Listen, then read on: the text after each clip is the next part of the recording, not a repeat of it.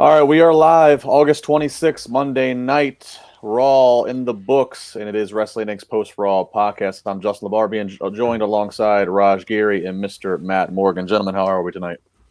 What's up, man? Raj? Good. Tired. Yeah. That was a long one to get through tonight, longer than normal.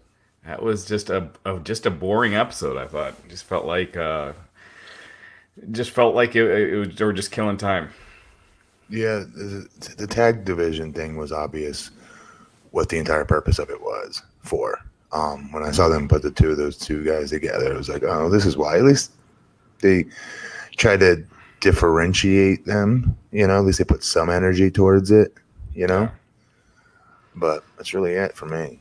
Yeah, there were some, high spots in certain matches and some, bright spots in a few promos, but it's like those got lost in the fog of like what was a lot of confusion and just like meh, or killing time in the case of, like I said, the tag turmoil that killed 40 minutes with a lot of not needed pairings. Right, guys that haven't been featured and they're getting, they're on all over the screen tonight, but I don't know. I mean, I did like that they're doing something with Ziggler and Roode. I think that they're finally doing something with Robert Roode. But man, that was really that was it. Well, we'll talk about that. That comes in a little bit later when we get to the tag turmoil. But they do kick off the show with Sasha Banks, who obviously returned a few weeks ago. She comes out, heel reaction, and of course does the whole, why did I do it? Why? And she, I guess, Raj, she kind of touched a little bit into, what was circulate on the internet in terms of having a fit at WrestleMania, being unhappy, and reference not wanting to be in a tag match about tag titles. She didn't care, and referencing Becky Lynch in the main event and Becky Lynch getting paid more than her. What did you guys make of this this shoot style promo? Searching, they could have zeroed in more. Just let her talk about whatever the hell it is that she wants to talk about. There's something a lot more underneath the surface that caused her to go do what she did, and I think they should stick with that versus adding all these other peripheral things to it that I'm sure in real life she doesn't give two craps about. You know what I mean? Yeah, that's kind of what I felt like. Like it seemed like this whole promo might have been true, but it didn't sound like she believed it, even though she probably did. I don't know. It didn't really do much for me, and I like Sasha as a heel. I think she's a lot more effective, but just the stuff they've been writing for her hasn't been the greatest. Well, and what I found odd too was that so she's referencing how she was in a tag team about tag titles she doesn't care about. Bayley's her partner. Since Sasha had disappeared, we had seen Bayley kind of mention Sasha before. It just kind of felt odd that Sasha's back in this locker room that she has such disdain for, and this company that she was so upset with.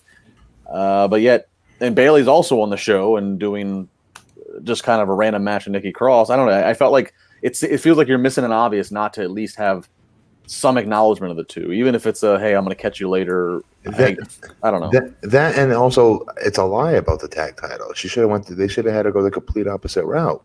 Yeah. That these did mean something to me. I was excited to have it because I wanted to, turn it completely into a different thing than what it is now. You know what I mean? Like that's the route. That's why she left.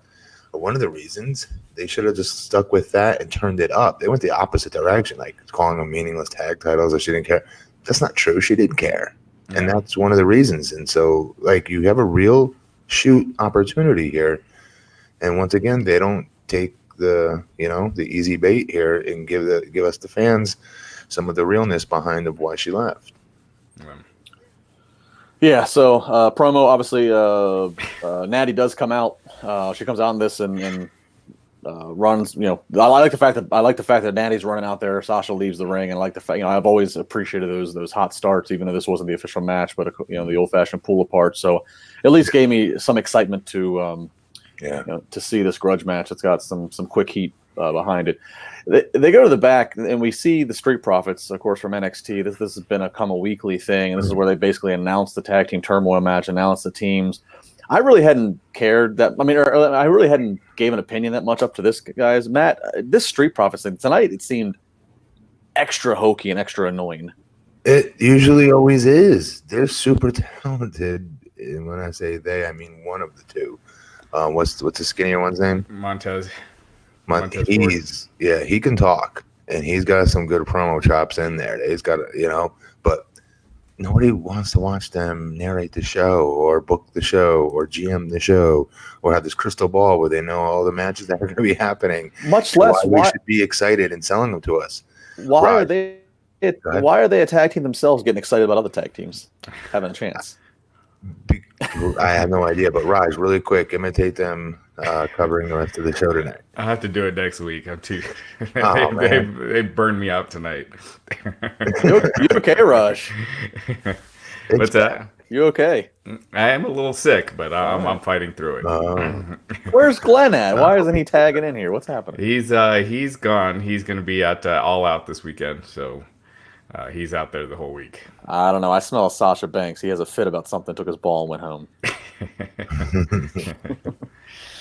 All right, so Street Profits hype up all these other tag teams that are going to get this opportunity.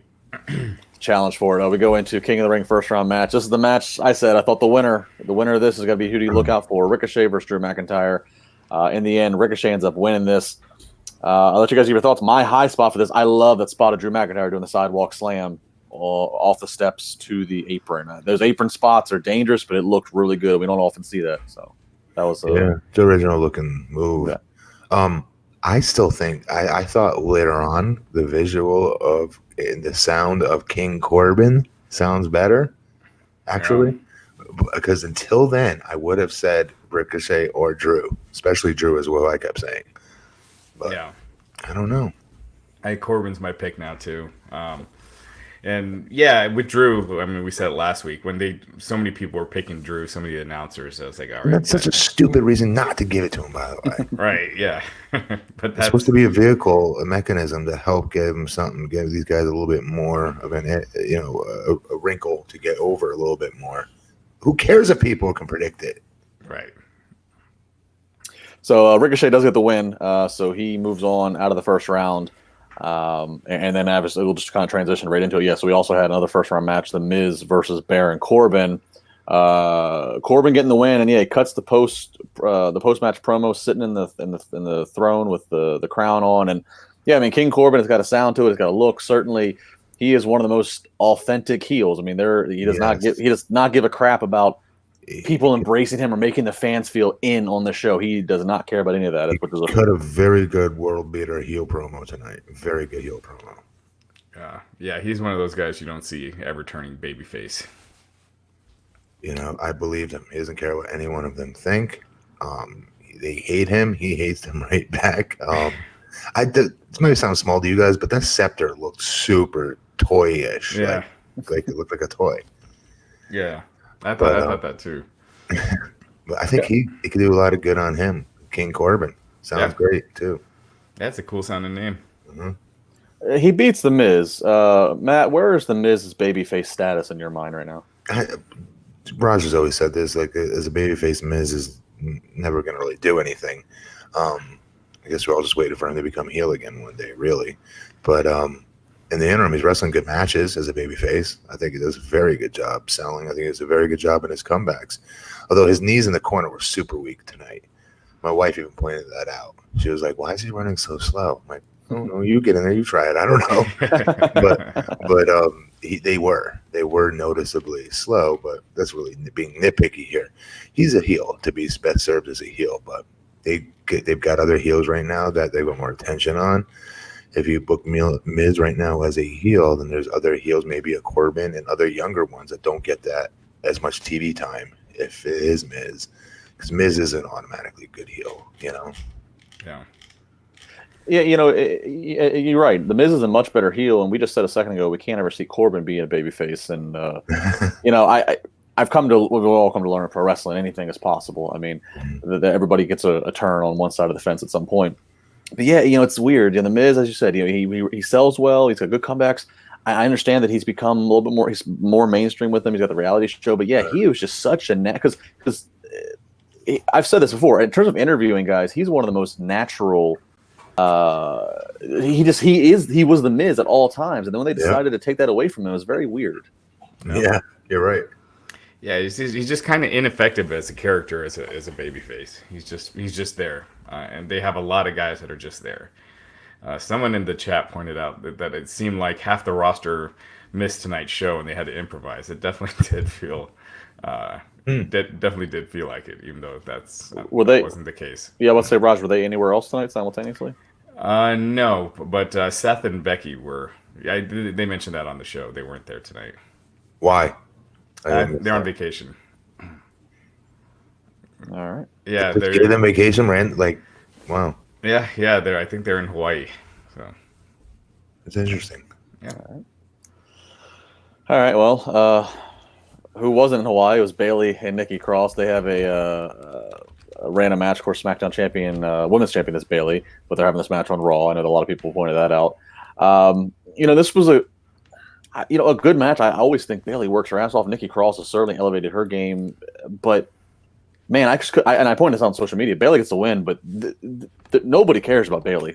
She has cooled off insanely from her days at NXT. Yeah. It's a little bit, yeah. Yeah, and just to follow up on the Rollins and Becky Lynch, they got engaged over the weekend.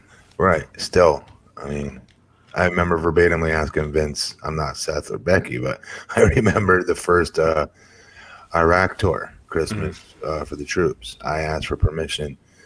I wasn't booked on it. And then all of a sudden I was. And the last minute, I was like, guys, I'd asked 7 months ago for permission to go ask my wife's dad's permission to marry her. In Hawaiian culture, it's a huge thing. You can't get married without legit asking their dad that. And I had it in the books. The company knew about it. Stephanie McMahon was even excited for me, and they flipped the script and I got heat over it because I told them I can't do it. I had this commitment. You guys knew about it. You had it in writing. Jim Ross had it and they okayed it. You guys are just throwing this at me last sec. This troop thing was a brand new thing. It was not something that was on the books. Yeah. And I got a ton of heat for it. Jeez. Yeah, I've heard that before, where people get heat for asking for, or having time off and not. What's up? Me and RVD had it the same year. Oh yeah, it was the same tour. Who'd you end up working on that tour? I didn't. I stuck to my guns. That I'm married to her and I'm out with WWE. So tell me who made the right decision. So all right, yeah. So Seth and Becky gone. Then Bayley, Nikki Cross. Bayley gets the win here again. Nothing much really going here. Again, talking about trying to get to this night again. Kind of random that they put this match on Raw. I mean, just really kind of a time filler.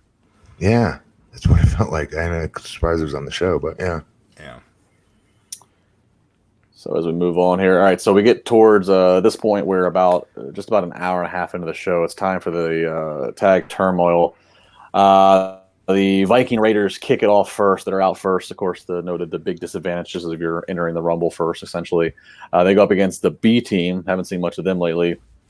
They go to the B team. No problem here. And then here comes the OC, Gallows and Anderson. And this just is an all-out, 4 guys just swinging and battling. Ref can't get any control. Eventually, the ref DQs both teams. So we don't. So this match doesn't even actually happen. The second match, Matt, what do you think of this DQ finish to get these two teams out? Smart, but at first they had the Viking Raiders sell way too much. They were making note on commentary. We've never seen whatever the guy's name is, be thrown around like this, manhandled since his debut. And making note of that. And it's like, yeah, this isn't a good thing. This was a throwaway match. You don't have these guys start selling in something like this unless it's a meaningful tag match. You've built them, you've given them job matches week after week after week, and you just throw it away in a meaningless tournament versus another team that's been there for quite a while. This wasn't the time to do it. If you're going to have them both be DQ'd, then you both kick the crap out of each other or just start punching each other and swinging chairs at each other, whatever have you, but do not bump. Don't take those big guys off their feet yet, the Viking Warriors, because even though it was a double DQ, the way you just described it as it was written, that is not what it looked like. The OC kicked their ass, I thought, in the very beginning. And they sold way too much until they rolled to the outside and they were separated. And then that's when the melee broke out between all two teams. But at first, Viking Warriors were getting their asses handed to them. And they were trying it was 2-on-1 and this and that. But still, he was being flip-flopped all over the ring. Do you think some of that was just the OC trying to show who the veterans are? It could. Yeah. I don't even know. I just know that put it ways for the Viking Warriors though. We've been getting spoon fed by those matches for weeks now in job matches, and we kept saying we don't care. We still don't really care about them. But maybe then eventually they were hitting that mark where like, okay, this was good. They're kind of dominant. Okay, this is good. They've got enough wins back, right? And then this. Yeah. It's a waste, complete waste of showing them in that position of inferiority, in my opinion. Before broken up. I'm going to guess we're going to get these two teams for a kickoff match at Clash of the Champions. That kind of seems like where that'll head to. I agree. But it would have been a lot more interesting and intriguing to me as a fan watching that match if they didn't sell so much in the beginning. The guy ping-ponged around and bumped too much. Yeah. And you know what? Take the brawl for all a step further. Take the 4-person melee of these guys and the ref not getting them under control. Take it a step further. Let them fight out the ring. Let it go a little bit longer than just the 4 of them all inside the ring. Let it go outside the ring because I mean these are four intense guys. 3 of the 4, not counting Anderson, are pretty big. Yep. So I mean that at least would have got me to said, okay, I can deal with cliffhanging me to see. No, God's supposed to be Godzilla versus King Kong. Yeah. I don't see it that way now. I see OC as Godzilla and then guys that they're going to kill. Right. So tag team turmoil still has to go on, and then we get Robert Roode and Dolph Ziggler, first time ever pairing. The team comes out. Obviously, they go to commercial to kind of leave you hanging with that. So can this new team pull it off? And they first get lined up with Lucha House Party, end up beating them. After that, we end up going to, I believe it was the Revival, back and forth there. Roode and Ziggler still hanging on. We get another break. We get Kurt Hawkins and Zack Ryder.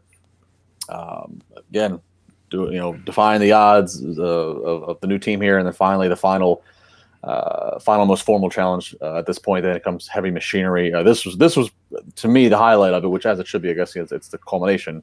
Heavy Machinery up against Roode and Ziggler. Ultimately, Roode and Ziggler get the win. Matt, I mean, Matt and then Raj in this pairing, random, but at the same time, because of where the two individuals have been in their careers, there's something kind of they're identical. They're mirror images of each other. Best pumping feeding heels I've ever worked with in my life. First of all, that's how good they are. They're very similar. Their height, their build, even how they've been pushed. Bobby with TNA. Ziggler with WWE. They both were given the title, but they were never the cornerstone of that company. When, in my opinion, if they struck earlier, they both could have been. Both companies' faults, in my opinion. Then now Bobby comes to WWE, and I've always wanted to see those two work each other one-on-one. Got that one time, I believe, right? But as a tag team, I think the promos are going to be good if they don't overly. I'm worried about them overly scripting them a little bit. But I'm very excited about the two of them. I'm just not excited about the rest of the tag division. Yeah, I agree.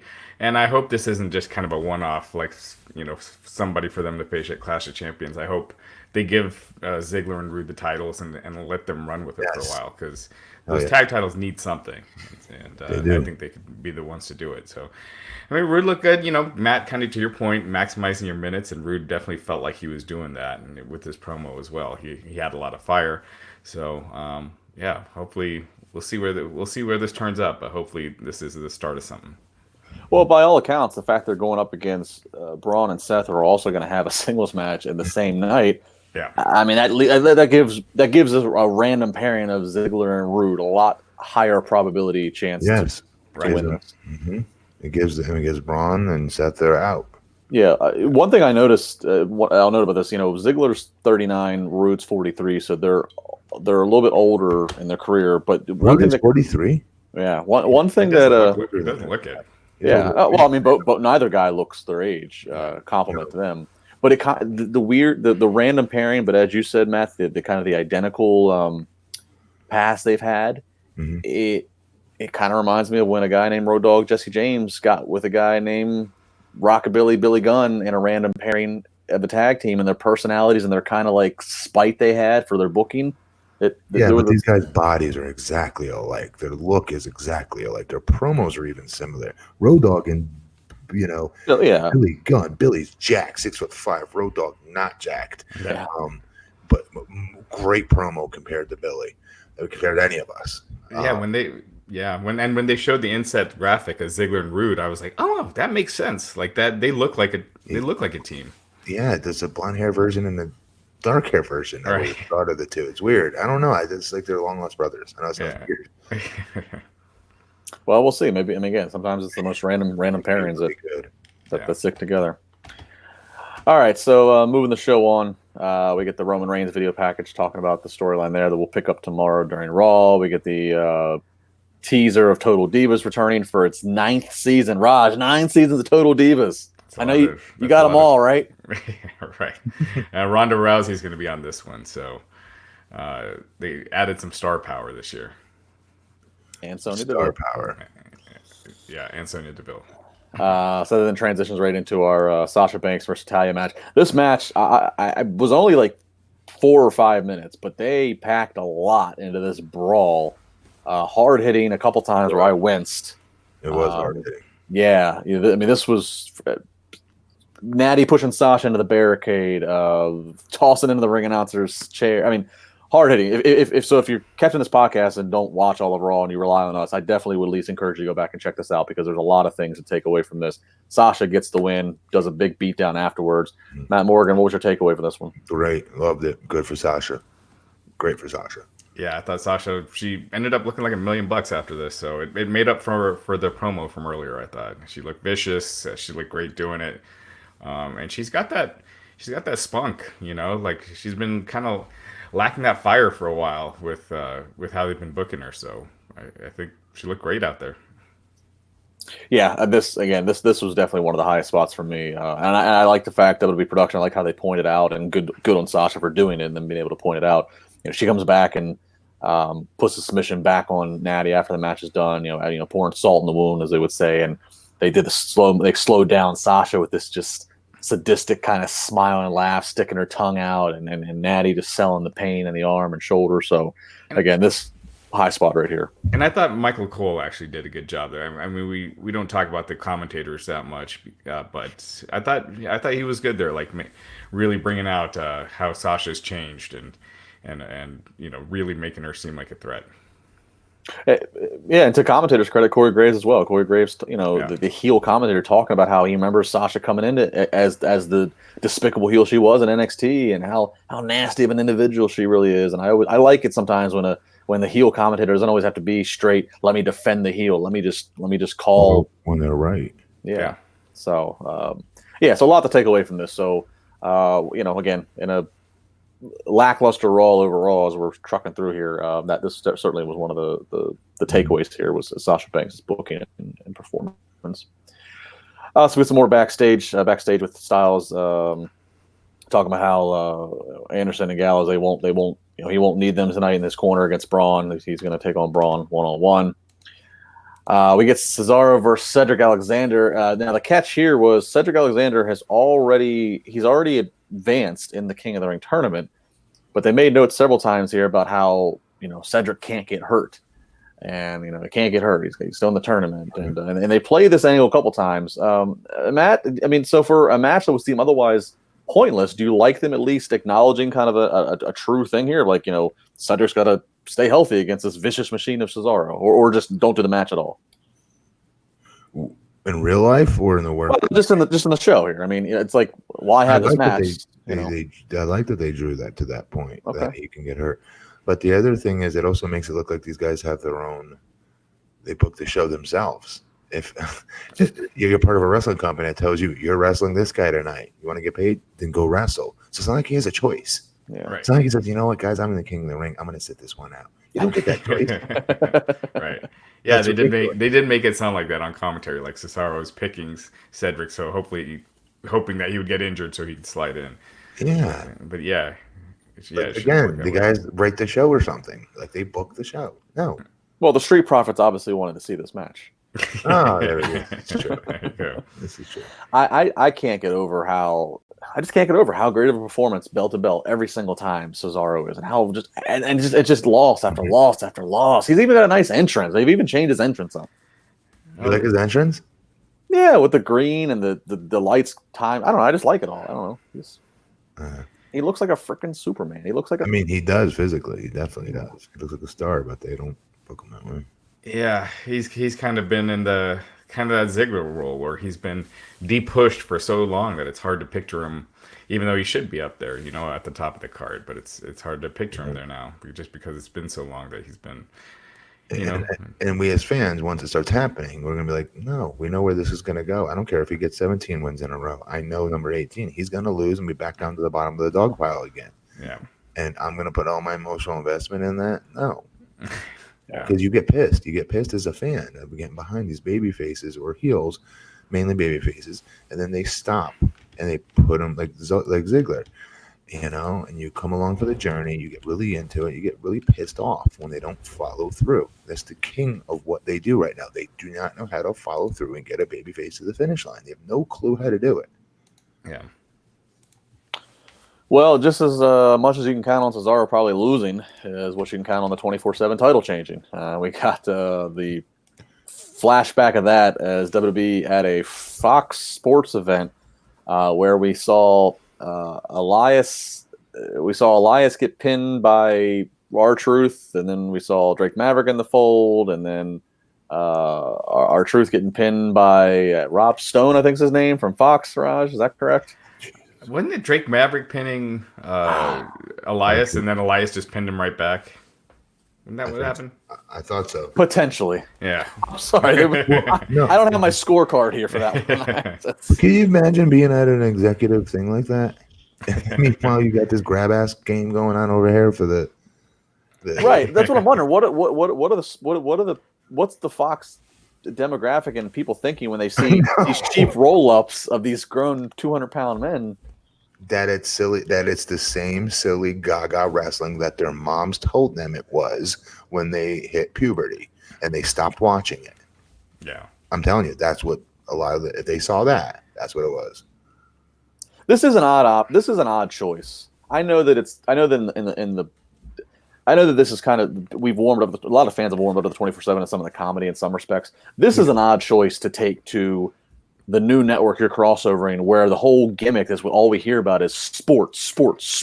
And this is as non-sport as it gets. Yeah. That's what we're saying. It's terrible. It was a horrible idea.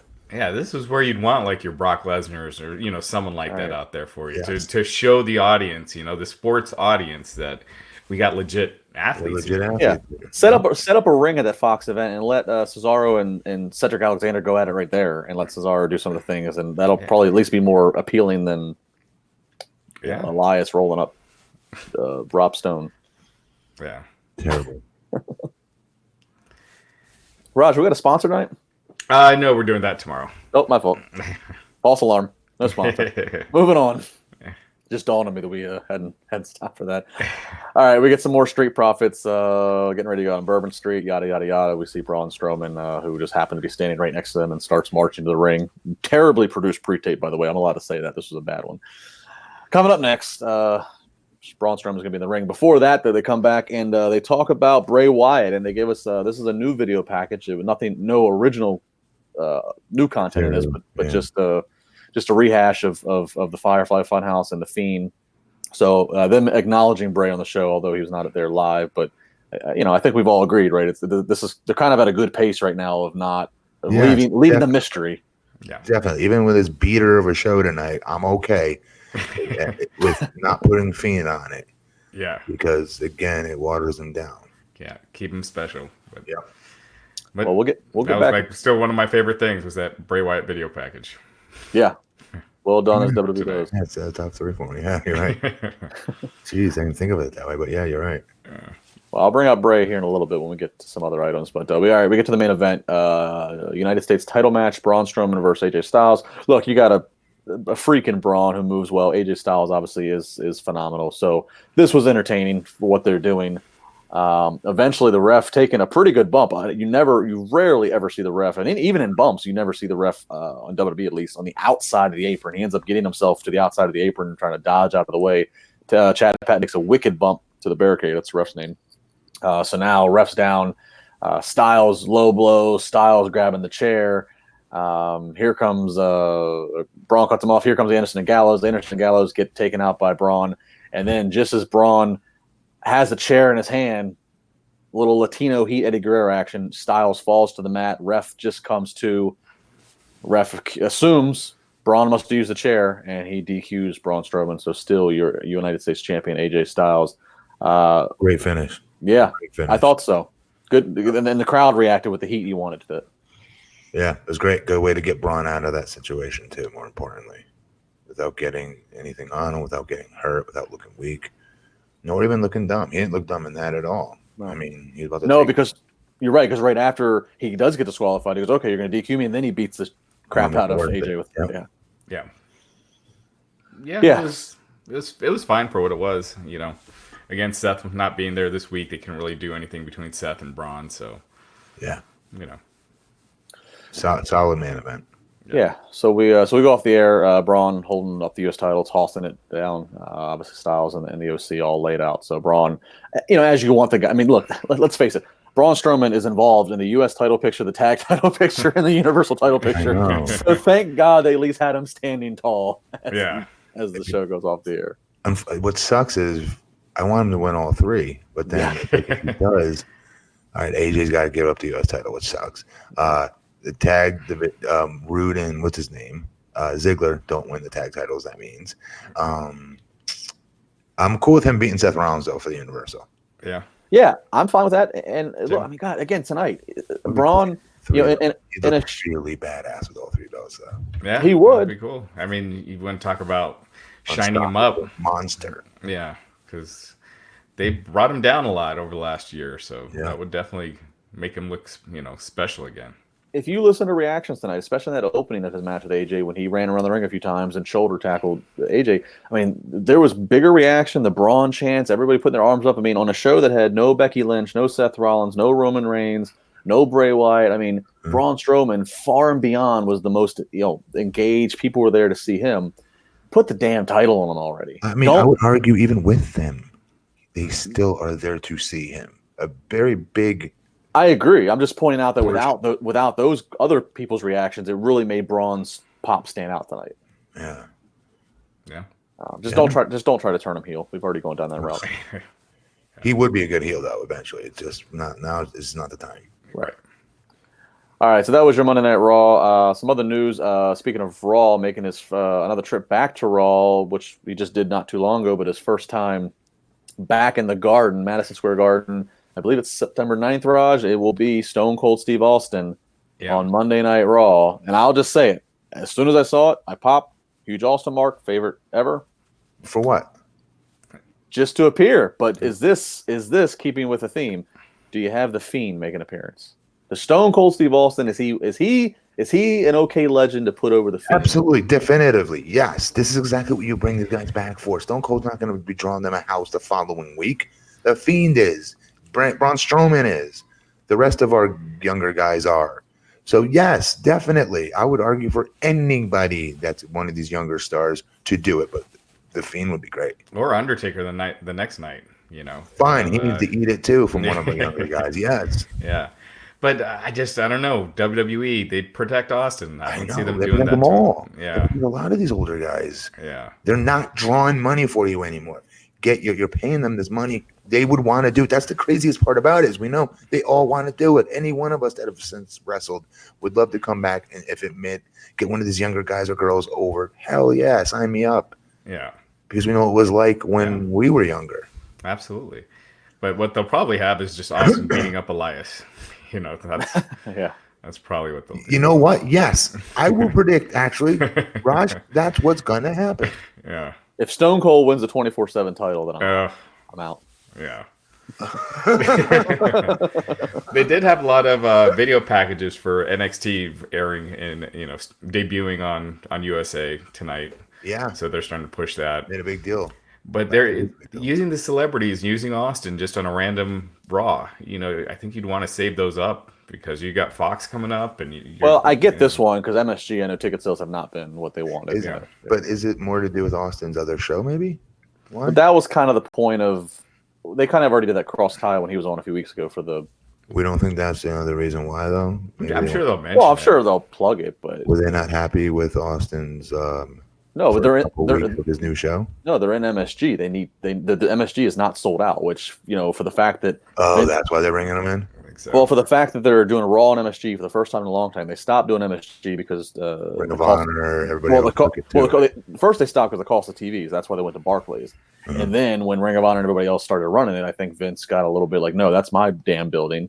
So he's trying to come back, and the fact that there's other companies sold it out and he's not able to sell it out right now, I think they're trying to make sure they have a full house there. So yeah, I'm sure they'll cross promote the show. It's a very small. It's not a big arena. But it's the Garden, exactly. So no, meaning it shouldn't be hard to sell out. Right. You're in New York, the small arena. Have you guys ever been in it? It's not gorgeous. Yeah. It's not beautiful. Yeah. It's the Mecca. It's an honor to be wrestling there, but it is not some beautiful. It's not some Staples Center. It's not some big, huge seated arena. It's tiny. Yeah. The fact that they can't sell it out, that's scary to me. Right. So that's not good. And the fact that they're going back to Austin to be the one to make sure that they don't, that's even scarier. Yeah. Instead, change it up. Change it up. Change up everything. The only thing they do not change up is the damn writers. It's the only thing they don't change up. They push guys and girls in and out of that company like a revolving door. They'll try this. They'll try that. They'll never do the crap with the writing. They've got to change the philosophy on the writing aspect of this. Seriously. Yeah, I've been saying it. That's the only thing they don't change. They'll never point fingers at that. It drives me nuts because it puts all the onus on the guys and girls. And it's not them. It's obviously not them. Yeah. I'm watching a crap ton of Attitude Era right now. 99, right when McMahon Helmsley era just started as well. No. Again. And I'm like, every damn, we hear this all the time, but it's the truth. Every damn match on this show matters. Everybody's angles can intertwine. Like Mick Foley can main event in a tag match with Al Snow versus, I forget who it was. I'm like, Al Snow's the main event. But at the time it made sense. Yeah. All these guys are over. And I used to say, well, because these guys are more established, they've been on the road longer, they look like men versus today our guys look more like little boys at times. But they look like they can kick your ass versus today. Maybe not many can. I don't even think it's that anymore. I don't even think it's that at all. It's the damn writing behind it and getting these like 55 writers and getting get the F out of there and getting some wrestlers more involved. I know Jeff Jarrett and some others they've brought in there. They need to do more things like that. Not Jeff specifically, but wrestlers. Kevin Nash, minds from wrestling, actual wrestlers. And go back to it. What do you have to lose? I mean, we saw it with the Kevin Owens stuff, right? They would have never booked Steve Austin or anyone like that last week. Like that. No. Yeah. No, they don't know how. They don't. So frustrating. They don't book these guys like superstars, and when you don't do that, people don't see them as superstars, and it's the big cycle. Matt, you just mentioned Kevin Nash, and just as you were on your rant about the writers, I was thinking about Kevin before you just said that. Which, by the way, cheap plug. Kevin's coming to Wheeling Island Casino, West Virginia, in a couple weeks. If you are a wrestling fan and want to see him, he'll be here with us at IWC Wrestling, IWCWrestling.com for the ticket info. You were doing your rant about the writers, and I remember Kevin being asked something in a Q&A years ago that he did here in Pittsburgh, and that people were asking, it's like 2014, like, hey, why is the writing different, blah, blah, blah. And he had said, he's like, think about what the origin of pro wrestling is, to the male demo. It's, it's seeing a guy kick ass or seeing a guy that can get every single girl. And he's like, and you have these writers who have never been in a fight in their life and look like they probably haven't been laid. He's like, so it creates kind of a disconnect. He's right. How are you going to tell me? How are you going to try to tell? Like one of these geeky little writers trying to tell The Rock how to be cool. Could you imagine that? Yeah. Well, Brian Gilbert's helping. No. They collaborated. Right. Yeah. And that was at the end of Rock's run, I would argue, too. Yeah. No. It's one thing to help out with your promos as opposed to you're writing for, a Rock or a Stone Cold. Everything that they're saying, and this is who your character is, and this is what you're... What I don't see today is the guys or girls standing up saying, my character wouldn't do that. Yeah, my character wouldn't say that, right? Right. They don't do that. The only one it feels like is Bray Wyatt at the moment. Yeah. It's the only thing they haven't tried. What am I missing here? Why do they have such hard-ons for these damn writers? I'm not just trying to get writers fired, by the way. Don't get me wrong. I don't know any of them. I forgot I'm saying it, but it's the only avenue they have not done something different with. It's been everything else they've done. Yeah. Change the philosophy on the writing and scripting of the shows. Yeah, it's interesting. This is a whole, but just real quick, because I think it's in line with what we're talking about. all three of us have had a working relationship in one capacity or another with Vince Russo. And I know Vince has said, and I think there's something to this. And you look at the timeline, obviously, after Vince and Ed left WWF and went to WCW, it was from that point on that it seemed like Vince McMahon was determined to never have such an intimate creative circle, that there needed to be more structure. And this was right at the same time the company was going public, and that there needed to be. And it seems like from that point on, and it's gotten worse as the years going on, that the Vince truly is like just insulated himself to where he needs to have just a depth chart of 4 or 5 deep. Here's what it is. It's crazy. It's called plug and play. He just like he does with the wrestling talents. When Roman Reigns go down and gets hurt, guess what? Seth is there. There's all these other people that are ready. Yeah. And it's the same for the writing team. It's plug and play. He can hire and fire 20 of them today and bring 20 new ones tomorrow. You're right. Make a matter of a difference to him whatsoever, or the company structure. Yeah. Yeah, no, it seems like he definitely wants the show to be cookie cutter, so he can easily take characters out, put them in however he wants. Interchangeable, yep. Yeah. And that's not good. That's not good. The show should be scared. They should be scared when the Stone Cold gets hurt, or The Rock gets hurt, or whomever, Undertaker gets hurt, and be forced to develop new talent. That's what you're forced to do, and that's what they did on the upper echelon level. It's like they're lazy to do it. Instead, now they have these plug-and-play people, wrestlers that they can just put in. If, again, Roman goes down or Seth goes down, well, we put AJ there. We could put Joe there. We could put these guys there. And it's, I don't know, it just feels so cookie cutter, and it feels like a puzzle, a piece that they can put anybody in and out of. And that's not good. I don't want it to be that. AJ should not be able to fit in that hole that was there by Roman Reigns. Or does that make sense? Yeah. Absolutely. Well, talking about the fear of cookie cutter, they are 3 weeks from this Wednesday of NXT coming to USA Network, and so a lot of speculation about what NXT is going to start to look like, as is now on USA, and that's traditionally something that Vince would have his hand into. So I don't like NXT. I'll just be honest. NXT to me is nothing close to what it was when it first started, and then I would say to, like, would you guys say Joe Nakamura era? Like, I was gonna say Finn, maybe. Yeah, before it got bad. I'm saying before, like, certain talents moved on to the main roster, then it was just like, man, I don't have to watch this every weekend anymore. It felt like it lost a lot of buzz after Finn and Nakamura went and Joe went to the main roster.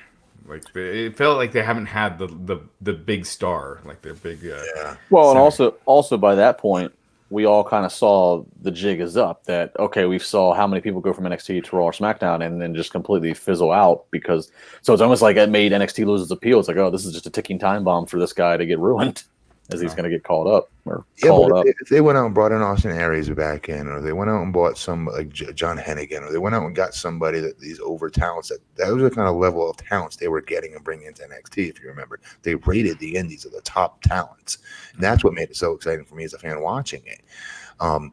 Now they couldn't get me to watch it. Well, I think they also missed a little bit of a window. I mean, I think there was a lot of buzz at one point or another. Okay, the Young Bucks going to be free agents. Are the Young Bucks going to go to NXT? And huge. But everything is detoured now with AEW. I think, and I still think NXT is appealing to me. I understand. I do think there's been a bit of a roller coaster, but I still find it appealing. But you're right. There was a time where they started raiding the indies, and they were willing to let guys like Samoa Joe keep their name and Nakamura keep their names. And so it felt like, okay, this is the destination. It felt like every other month there was somebody big coming in. It's Yeah. what it felt like to me. Maybe I'm wrong, but today it's what's his name? What's our guy we like, Raj? What, Adam Cole or No.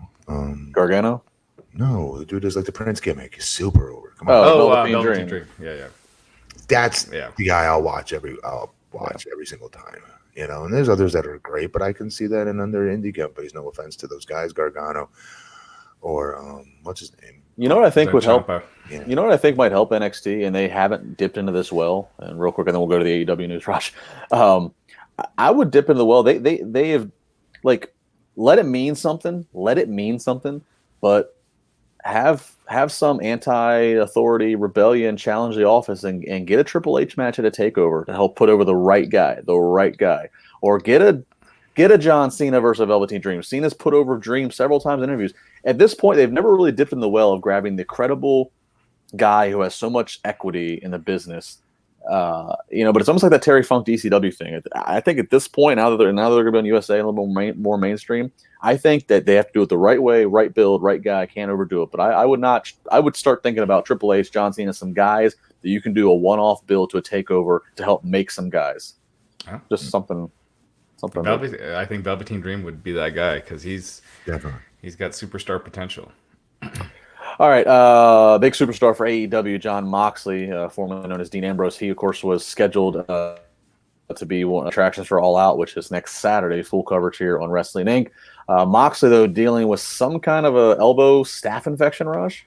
Yeah, MRSA. He said it's a serious case of MRSA in his elbow. So yeah, he's has to have surgery, and he's out. So he is off of All Out this weekend. He was supposed to be facing Kenny Omega. So now they got Pac back. So Pac will be facing Kenny Omega in his place.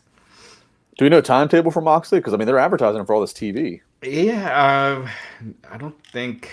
Let's see. I mean, an elbow is not a broken arm or leg. He should be fine pretty quick. I've had that stuff affect. Yeah, because they're still advertising him for TV and appearances, which are just a month after All Out. So yeah, he should be fine by then.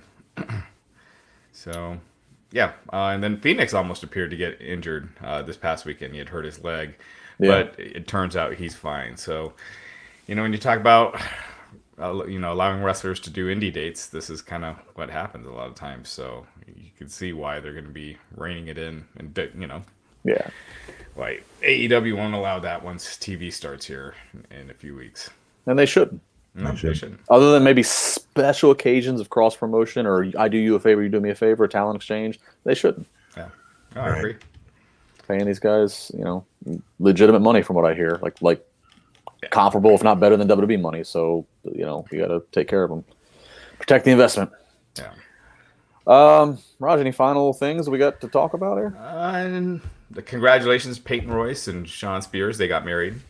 And that was about it news wise. XFL, the teams were announced, so and the logos, but that's about it.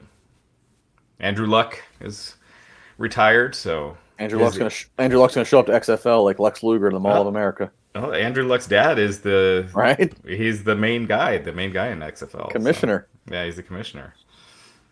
I know sports fans. It's not why is he the main guy? I don't get it. He's the one that's like kind of calling all the shots. Like Vince is, Andrew Luck's dad, Oliver Luck, is the commissioner of the XFL, so he's in charge of all the football. Where the hell did he come from though? Like, what's his background? What's his pedigree?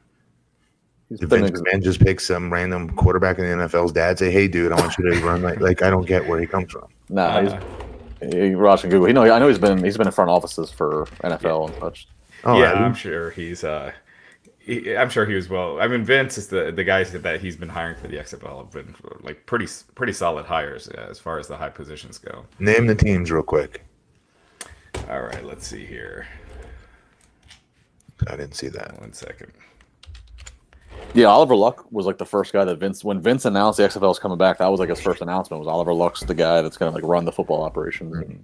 Yeah. All right, so we got the St. Louis Battlehawks, the Tampa Bay Vipers, the New York Guardians, the Seattle Dragons, the Los Angeles Wildcats, DC Defenders, Houston Roughnecks, and Dallas Renegades.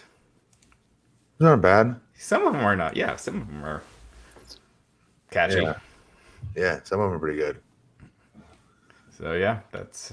I thought they had cool jerseys, the original. Yeah. For the XFL. I love the Jersey New York Hitmen. I thought those jerseys were the coolest. They were. Yeah. They're the worst team, but Vegas was cool too. I forget what were the Vegas ones. What were they called again? It's the one Stone Cold used to wear all the time. Yeah, but I thought it was cool. I think I made it cooler for him. Is probably what I'm thinking as a mark. So, I'm a DC sports fan, so inevitably the DC Defenders will suck. That's how it happens. All right. And Tony Schiavone, he signed a multi-year deal with AEW. Yeah.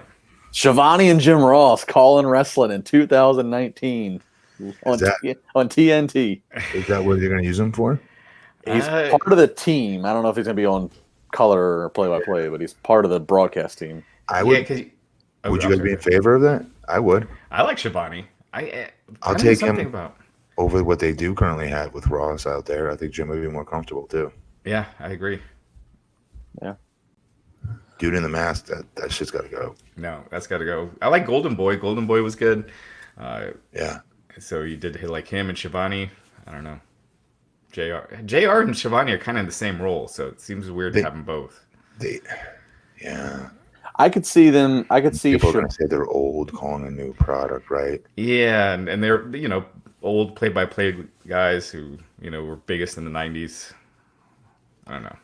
Yeah. Maybe like Shivani takes the WCW Mean Gene role where he's interviewing guys or something. Yeah. Helping plug the hotline. Plug the hotline. 1-900-909-9900. Kids, get your parents' permission. All right. I think it's going to wrap it. So, again, Raw tonight, it was what it was. Go back. We gave you the high points to check it out. SmackDown tomorrow night. Matt Morgan will be back. I'll be back. Raj, you with us tomorrow? Yeah, I'll be back. Feel better. Yeah, I'm going to sleep here in a second.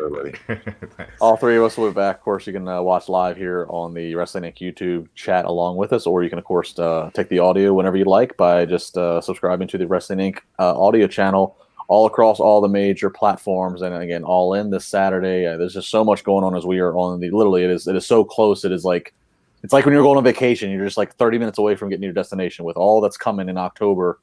Yeah, to change the wrestling world. It's going to make September that much longer, I feel like. Crazy season's about to get started. Yeah. Absolutely. Raj, get the plugs. Just check out the website. I got nothing. Mr. Mayor. Nothing. All right, very good. Come see Kevin Nash, Wheeling Island Casino on September 13th. Still some tickets remaining. Meet and greet starts at 5 o'clock to see Big Daddy Cool. You can go to iwcwrestling.com for all the information there. Follow me at Justin LaBar. We will see you tomorrow night. Thank you very much.